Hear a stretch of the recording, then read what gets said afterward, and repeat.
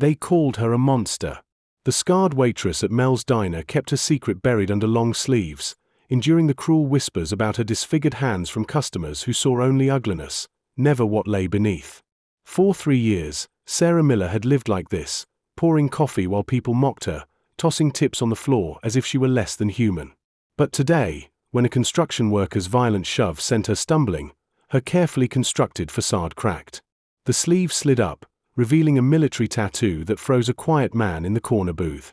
His sudden recognition would unravel every assumption in that diner. What secrets did those scars conceal? Comment below with your thoughts. Michael Kelly sat hunched in his usual corner booth, the same one he had claimed 2 hours earlier when the morning rush was just beginning and the coffee still fresh. His weathered hands cradled his third cup of black coffee, long gone cold, while he wrestled with 18 years of searching and doubt. Inside his jacket pocket lay a photograph that seemed to burn against his chest, a faded snapshot of a younger version of himself in desert camouflage, surrounded by his brothers of the 3rd Infantry Division. Their faces carried the reckless brightness of youth, before that night in July 2006 that had shattered everything. He watched the waitress move with unmistakable precision between tables, her steps efficient, her posture controlled, her left side always slightly turned away, her sleeves always pulled tight despite the heat that had other customers fanning themselves with menus. The way she moved, the way her eyes scanned the room every few minutes, it screamed military training to anyone who knew the signs. But to him, it was more than that. Something in her bearing had kept him lingering far longer than his planned quick breakfast. "It has to be her," he whispered for the 20th time, his voice almost drowned out by the air conditioner's wheeze and the hiss of bacon from the kitchen. After 18 years of searching every VA hospital, every reunion, every forum and database, it just has to be her, standing here in this nowhere diner. Still, doubt gnawed at him. Because the last time he had seen her face, it had been lit by fire and smeared with blood. Her voice had been the final thing he heard before darkness swallowed him in that burning Humvee. The memories returned in jagged fragments, the deafening blast of the IED, the flames swallowing the vehicle, the door that refused to budge no matter how hard he pulled, then her face breaking through the smoke like an avenging angel, risking her life for his. He remembered her hands steady as steel, dragging him through a window too small to fit, then going back for Thompson even as ammunition cooked off in the fire. Most of all, he remembered the second blast, and how she had thrown herself over him without hesitation. The bell above the door clanged, jolting him from his thoughts as Chad Morrison and his crew barged in, their swagger shifting the diner's air from calm to charged, like static before a storm.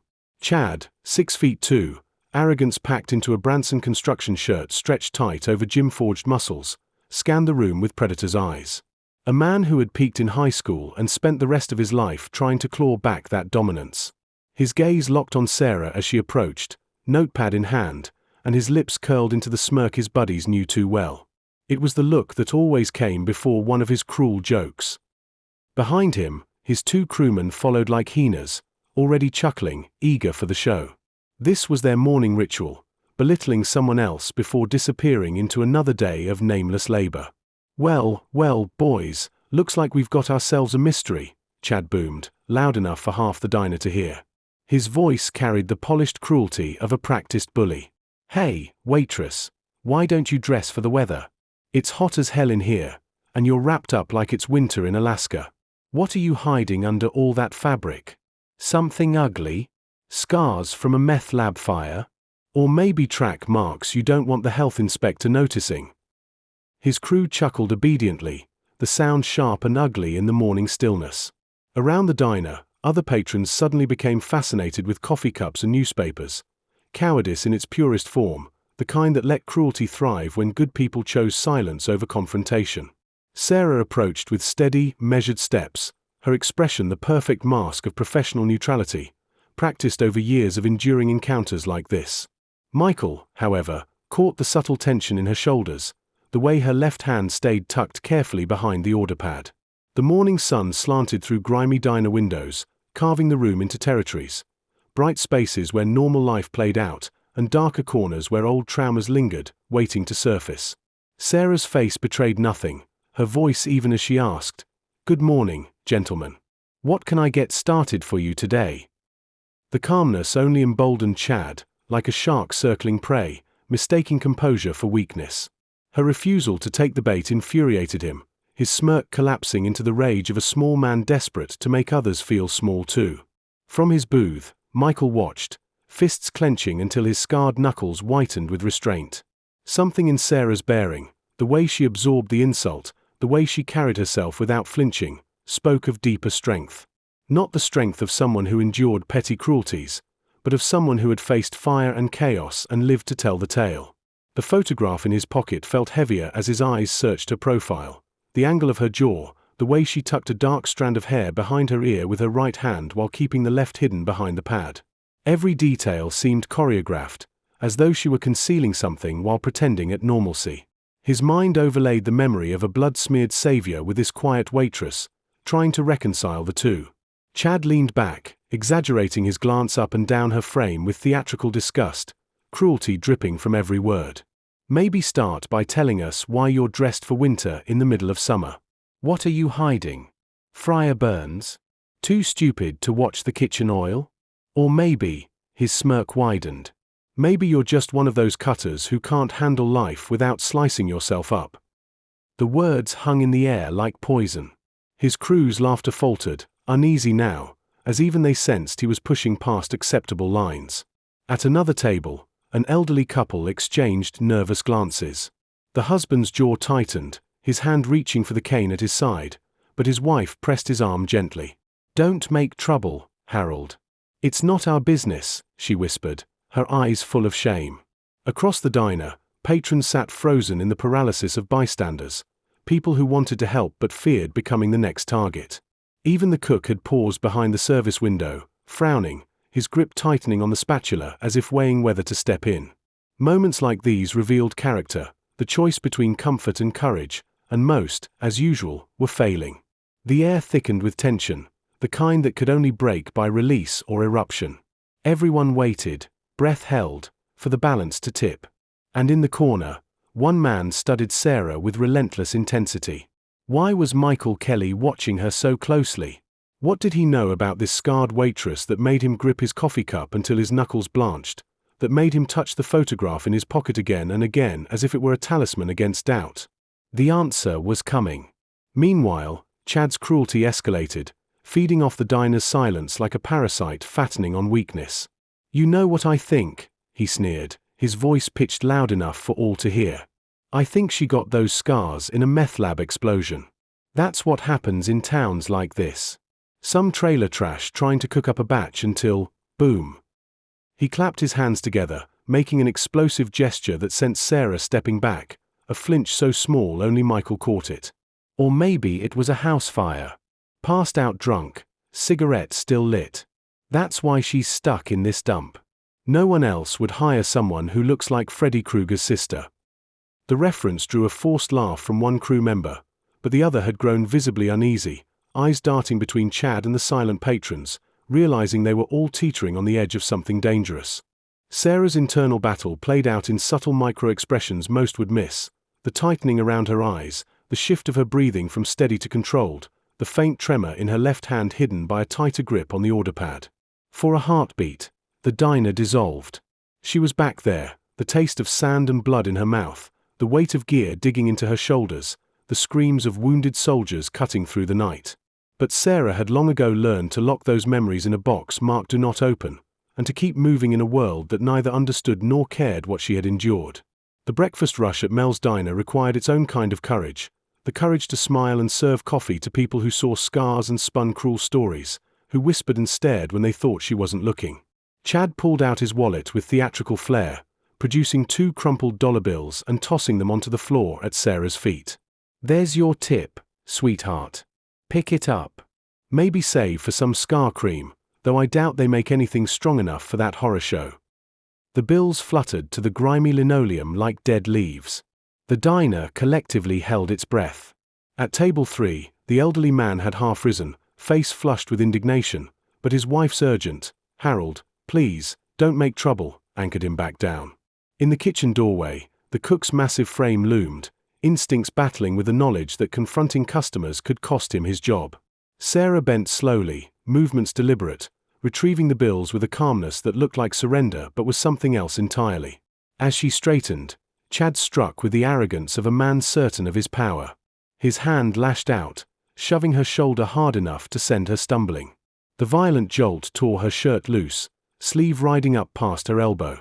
And in that instant, her disguise shattered. It wasn't just scars.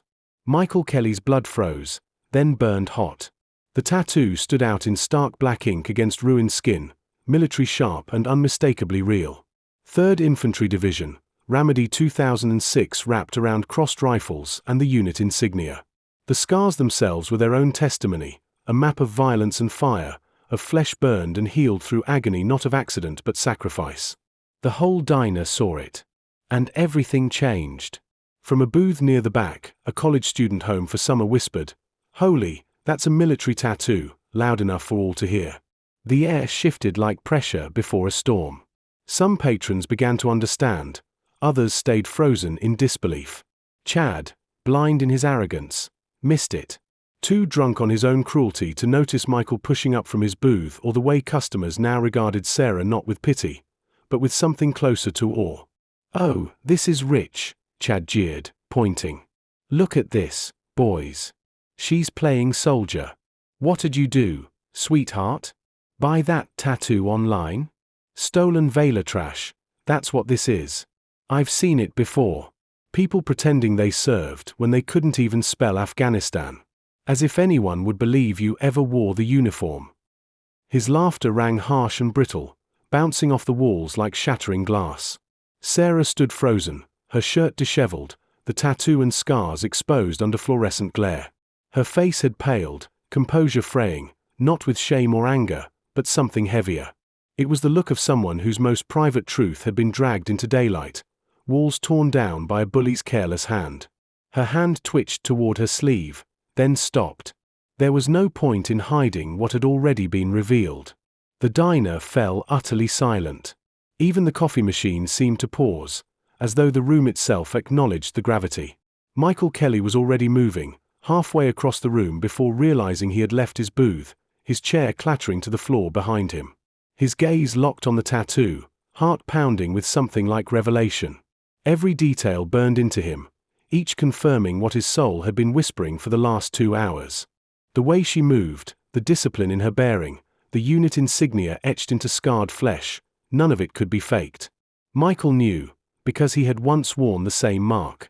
His hands trembled as they brushed the photograph in his jacket pocket, that worn talisman he'd carried for 18 years to ward off forgetting. The moment crystallized, past and present colliding like an IED detonation. Suddenly, the greasy diner air reeked of cordite and burning fuel, layered over the smells of bacon and stale coffee. Why did this quiet customer suddenly rise to his feet? What connection tied a construction worker's cruelty to a veteran's stunned recognition? Anyone who had ever served already knew.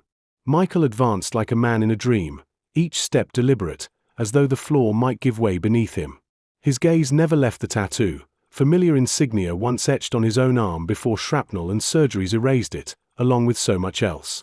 As he passed a table, his coffee cup clattered against the edge, the sound sharp in the unnatural silence blanketing Mel's diner. "3rd Infantry," he whispered. His voice cracked, but the words carried across the hush like a command. 3rd Infantry. Years of searching condensed into a single breath. No, it can't be. Not after all this time. He stopped 3 feet from Sarah, close enough to read the fear and recognition widening her eyes, but far enough to leave her space if she bolted. His scrutiny was sharp, honed by years of assessing friend or foe in heartbeats. His gaze moved from tattoo to face, tracing features time and trauma had altered, but not erased. "Could you be?" His words came slow, deliberate, like a soldier reciting a password across a battlefield. "Ramadi.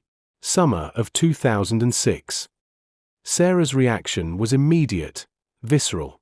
Her body stiffened, eyes darting toward exits like a cornered animal calculating escape routes. Yet recognition flickered there too, a spark she couldn't fully suppress. "Oh my God," Michael breathed, certainty crashing down on him. "Sergeant Miller. Sarah Miller." The names fell from his lips like a prayer answered after nearly 2 decades of silence. His hand rose unconsciously to trace the scars hidden beneath his shirt, scars that matched hers in origin, if not in depth.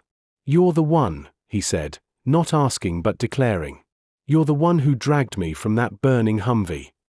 The truth was so heavy it bent the air itself.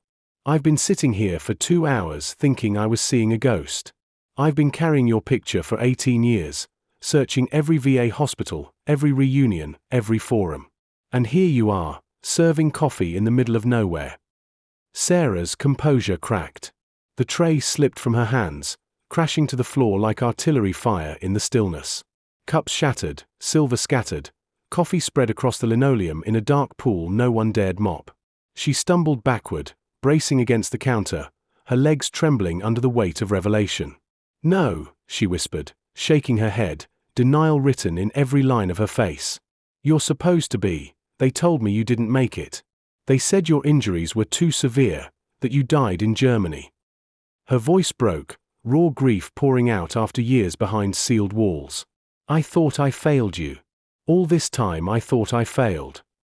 Tears streaked her cheeks, each one a relic of nights spent replaying choices, wondering if she could have done more. The revelation rippled outward like a shockwave. Chad's smirk collapsed, his laughter choking silent as even he began to sense the magnitude of what had just been unearthed. His crew exchanged uneasy glances, bravado withering in the presence of real history. The elderly couple at table 3 clutched hands, the wife whispering about their own son who had served. The college kid lowered his phone, the urge to record forgotten, reverence overriding curiosity. Even the cook stood in the doorway, arms crossed, watching as though witnessing something sacred. "I'm alive," Michael said, his voice steadier now, forged from gratitude too deep for words. "Because of you. You ran into hell to pull me out. When everyone else ran from the fire, you ran toward it." He took a step closer, slow and careful, approaching someone who had carried invisible wounds for nearly 20 years. "They told me a female soldier saved me. But after the chaos, I lost track. They shipped me to Germany, then Walter Reed. Months of surgeries, months of pain. By the time I could even ask about you, you were gone. They said you'd been discharged. Vanished into civilian life." Michael's voice broke as he pulled the worn photograph from his pocket, his hands trembling as if he were holding something sacred. This is all I had. A picture and a memory. The memory of the one person who refused to leave me behind." Sarah's breath caught the instant her eyes fell on it. Young soldiers, still boys in some ways, smiling at a world that hadn't yet broken them. Her finger hovered above a familiar face, Rodriguez. Gone. Then Thompson. Gone. The names spilled from her lips like ghosts called into the room. "I tried," she whispered, her voice cracking. "God, I tried to get them all out, but when the second IED, she couldn't finish." 18 years of guilt pressed down on her shoulders, bending her spine, threatening to break her. The diner was silent, heavy with the kind of reverence found in church pews and battlefield memorials. Ordinary people, who had come for pancakes and coffee, now bore witness to something eternal, the unbreakable bond between soldiers, written in scars and sacrifice. But in that sanctified quiet, Chad Morrison couldn't help himself. The predator who thrived on weakness sensed his control slipping away. His smirk had twisted into something desperate, ugly.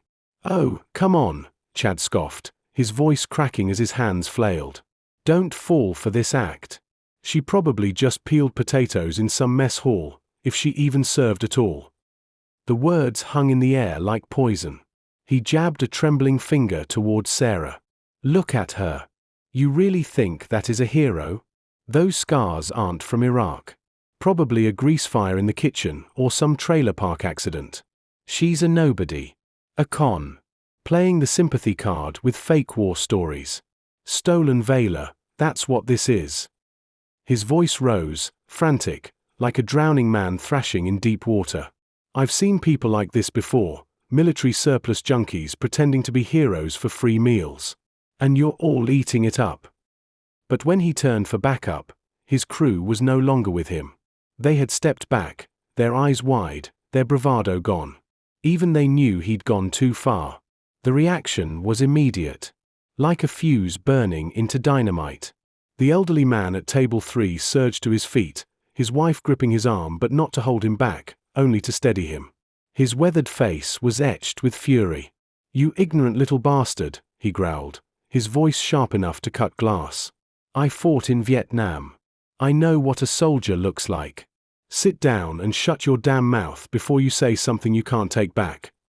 The cook stood frozen in the kitchen doorway, arms crossed, his massive frame radiating anger. The college kid lowered his phone, ashamed at the thought of recording what was no longer a spectacle but sacred ground. And then Michael turned. Slow. Deliberate. Like a predator who had finally chosen to strike.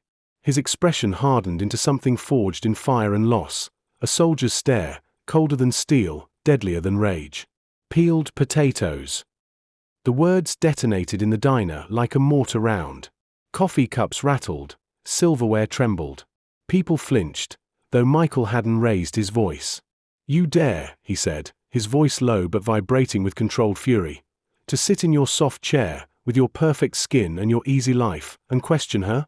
You mock the scars she carries, scars she earned in fire, in blood, in service to a country that lets cowards like you sleep safe at night." He stepped closer, every inch of his movement sharp, precise, like he was back in uniform, delivering a battlefield command. "You want to know who she is?" Michael's eyes blazed as he pointed at Sarah, his voice building with every word. "That woman, Sergeant Sarah Miller, dragged me out of a burning Humvee while enemy rounds cracked overhead. She pulled me from hell when everyone else was running the other way. She is the reason I'm alive. The reason I can stand here, breathe, speak, live. And you," he turned his glare on Chad, who had gone pale, "you're not fit to say her name, let alone insult her service." The diner erupted, not in noise, but in energy. A silent storm of respect, fury, and awe. Every eye bore down on Chad Morrison, and for the first time in his life, he realized what it felt like to be small. Michael let the silence hang, his words like incoming artillery waiting to strike. His eyes swept the diner, locking in every face, making sure no one would miss what he was about to say. Then he spoke, his voice steady but carrying the weight of memory. July 15, 2006. Ramadi, Iraq. 120 degrees in the shade, except there was no shade. Just sun, sand, and death waiting around every corner. He dropped his tone, forcing the room to lean in closer, the way a battlefield commander draws soldiers to his words. Our convoy was headed back from patrol. Routine. 3 Humvs. 12 soldiers. All of us exhausted, thinking more about the lousy dinner waiting at base than anything else. And then, he stopped, eyes distant now, fixed not on the diner but on a dusty road half a world away. The world exploded. The IED struck the lead vehicle, my vehicle. It hit with such force that a 9,000-pound Humvee flipped like a child's toy. Rodriguez was driving. 22 years old. Good kid from El Paso. He had a girlfriend back home he planned to propose to when we got back. The blast killed him instantly. At least, that's what we told ourselves. The truth, that he may have burned alive, was unbearable. Thompson was unconscious, bleeding from a head wound. Survivable, if we could just get him to help fast enough. And me. Michael's hand went unconsciously to his chest, tracing the scars beneath his shirt. I was trapped. The door frame had twisted shut like a vice. Fire spread from the ruptured fuel tank, turning the inside of that vehicle into a furnace. He shifted his gaze directly at Chad. Ever seen a vehicle burn from the inside? Ever felt your skin start to blister while you're still conscious, aware you're about to burn alive, smelling your own flesh cooking? Ever known you're about to die, and the only thing left is to scream and pray it ends quick? The questions hit like bullets, meant to pierce Chad's smug ignorance and expose the cruelty of his mockery. That's when she appeared. Michael's tone shifted, reverent now. Sergeant Sarah Miller. Our medic. She was supposed to stay back with the wounded, but she never could follow orders when her people were in danger. His voice carried a rhythm now, steady as a drumbeat, building toward something greater. She ran into those flames. No hesitation. No thought for her own life. Just the unshakable need to save one of her soldiers. She had nothing but a combat knife and her bare hands. She smashed through the window. She dragged me out first, 200 pounds of gear and man, through a hole that looked impossibly small. Flames licking her uniform. Her skin blistering. She didn't stop. She went back for Thompson. Michael's eyes burned as he spoke. Anyone could see it was too late. The fire had swallowed the Humvee. Ammunition inside was already cooking off, rounds exploding in every direction like fireworks of death. But she went anyway. His voice dropped to a whisper, the diner leaning forward, breathless. That's when the second IED detonated. Command said later it was placed to kill the medics and rescuers. Sarah saw it coming. A split second of recognition. And instead of diving for cover like any sane person would, she threw her body over mine. He had to pause, his throat tightening, emotion threatening to choke the words. The blast should have killed us both. Would have, if she hadn't made herself a shield. She took the shrapnel. The fire. The debris. By the time the quick reaction force arrived, she was unconscious. Her back and arms torn apart, burns, metal, skin barely holding together. A horror no movie could ever capture. Except this wasn't a movie. This was real. And it was chosen. She chose it. The diner was silent except for the soft sound of someone crying. Maybe the elderly woman. Maybe Sarah herself. Maybe several people at once, overwhelmed by the sacrifice laid bare before them. Michael wasn't finished. He had carried 18 years of gratitude, and Chad had just given him the stage to unleash it. 17, Michael said finally, his voice cutting the silence like a blade. That's the number you need to understand. 17 soldiers are alive today, breathing, seeing their families, living their lives, because Sarah Miller chose their safety over her own again and again. 17 families never received folded flags and hollow condolence letters because she refused to abandon anyone, even when doctrine said to preserve medical personnel for future casualties. Michael's voice rose, gaining strength, building toward a crescendo sharp enough to cut through whatever excuses Chad still clung to.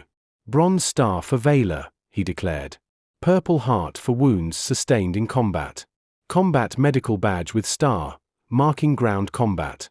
Meritorious Service Medal. And what did she ever ask for? Nothing. What recognition did she seek? None. She faded into civilian life, carrying scars inside and out, working in this diner, pouring coffee for people who mocked her, who called her a monster, who tossed money on the floor like she was beneath contempt. He began to move, pacing the narrow aisle like a caged predator, anger radiating off him until it filled every corner of the diner. His words lashed like a whip. And you, Chad Morrison of Branson Construction, you dare call her Freddy Krueger? You dare question her service? You toss $2 on the floor and tell her to buy scar cream for wounds she took saving lives? You're not worthy to polish the boots of the men she saved. The digital age surged into Mel's diner with a vengeance. Phones appeared in every hand, cameras capturing Michael's testimony and Chad's paling face as reality caught up with him. This is going viral, someone shouted from the back, their voice buzzing with excitement at witnessing justice live. 89,000 watching right now, it's spreading across platforms like wildfire. Another voice chimed in, closer, impossible for Chad to ignore. That's Branson Construction on his shirt. I just tagged their entire leadership and corporate account. In an instant, the diner's walls dissolved. This was no longer a local incident. It was global. A reckoning was unfolding in real time, one that would follow Chad Morrison for the rest of his life. His phone began buzzing violently, lighting up with wave after wave of notifications, a symphony of digital consequence. His face drained further when the caller ID lit up, his boss. Then his supervisor. Then numbers he didn't recognize, reporters, angry citizens, strangers who had already found him online. My boss, he whispered, barely audible above the endless buzzing. Oh God, my boss is calling. But the crowd blocking the exit had no intention of letting him slip away. Their faces showed one collective decision: he would face the music here, in front of her. Calls, texts, and live comments poured in, the flood growing louder with each second. His employer, his colleagues, local reporters, veterans groups. Soon, everyone. High karma if you think Chad deserves what's coming next, someone shouted into a live stream, and the words echoed like prophecy. The universe was delivering a lesson in respect, etched into his life with the permanence of Sarah's scars. The kitchen doors banged open, and Bob Hutchinson stormed out. The diner's manager, a Vietnam vet. His faded Marine Corps tattoo peeked from under his sleeve, but his expression spoke louder, fury and shame. His voice carried battlefield authority. "What in the hell is going on in my diner?" A customer thrust their phone toward him, replaying the confrontation already streamed to hundreds of thousands. Bob's jaw clenched tighter with each passing frame. He saw Sarah exposed, her scars revealed. Michael shaking with fury. Chad smirking, then unraveling. "Chad Morrison," Bob said, his voice dropping to a dangerous growl. "Out. Now. If I see you within 100 yards again, I'll have you arrested for trespassing and assault. Move." But the crowd still blocked Chad's path. "My phone," Chad stammered, staring at his screen flashing his boss's name. "I need to answer." "Answer it here," someone demanded. "Speaker. Let's all hear what Branson Construction thinks." Chad fumbled, hands shaking, and hit the button. His boss's voice erupted, loud enough for all to hear. "Morrison, what the hell have you done? We're drowning in thousands of messages. Our website is down. News vans are on their way. The owner called me personally. You're fired, effective immediately. Don't come back. Don't list us as a reference. And Morrison, you'd better pray this doesn't escalate to legal action." The line went dead. Chad froze, phone still at his ear, color draining like a collapsing building around him. At last, Sarah found her voice. Her words were soft, careful, but heavy with truth. "I didn't want this. I just wanted peace. To serve coffee. To live quietly, without my past defining every moment. Every time I looked in the mirror, I thought about you, Michael. About Rodriguez. About Thompson. About the ones I couldn't save." Her voice broke. "I'm sorry. I wasn't faster. Stronger. Better." Michael crossed the space in 2 strides, wrapping her in an embrace forged from shared wounds and unspoken gratitude. His voice trembled. "You saved who you could. That's everything. My daughters exist because of you." The diner erupted into applause, scattered claps rising into thunder. Even Chad's crew, now abandoned, joined in. Bob Hutchinson waited for the applause to fade before speaking, his voice steady but filled with emotion. "Sarah, I owe you an apology. 3 years you've worked here, and I never knew. Never asked. That's on me." He paused, taking a breath before continuing. "Effective immediately, you're promoted to shift manager with a 30% raise. And you don't hide those scars anymore. Understood? Anyone who has a problem with them has a problem with me." He turned to face the diner. "This establishment honors those who serve. Always has, always will." The crowd opened a path for Chad to stumble toward the door, his phone still buzzing with relentless calls. At the threshold, he looked back as if to speak, but the unified glare of every patron silenced him. Whatever excuse he had died in his throat.